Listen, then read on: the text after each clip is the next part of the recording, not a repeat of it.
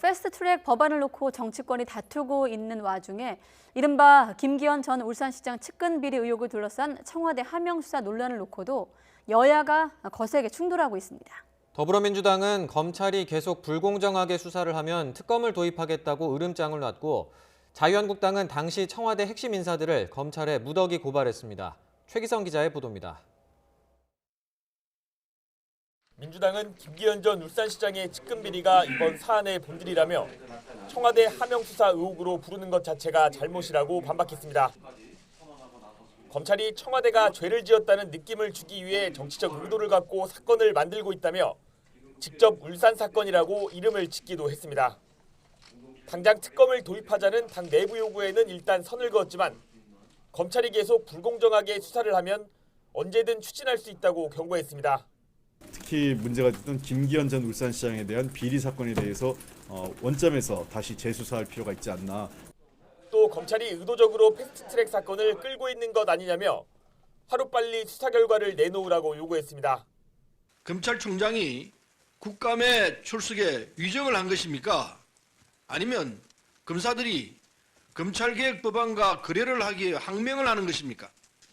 반면 같은 사건을 울산시장 불법 선거 개입 의혹이라고 명명한 한국당은 당시 청와대 관계자들을 줄줄이 검찰에 고발했습니다.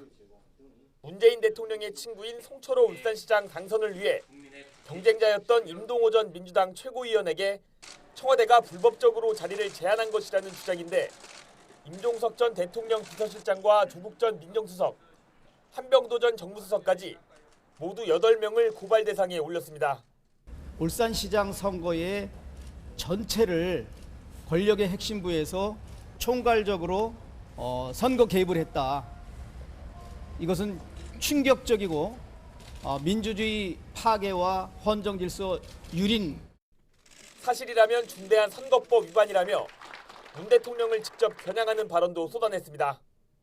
지금까지 이 사건으로 드러난 것만으로 해도 이번 선거농단 게이트는 공작 선거의 완결판, 이 정권이 감당할 수 없는 부정선거라고. 이처럼 여야가 정면으로 충돌하면서 큰 이견이 없는 법안조차 국회 문턱을 넘지 못하고 있습니다. 총선을 앞두고 주도권을 지기 위한 싸움이라지만 정치권이 민생과 동떨어진 의혹 부풀리기에만 매몰되고 있다는 비판도 새겨들어야 할 것입니다. YTN 최기성입니다.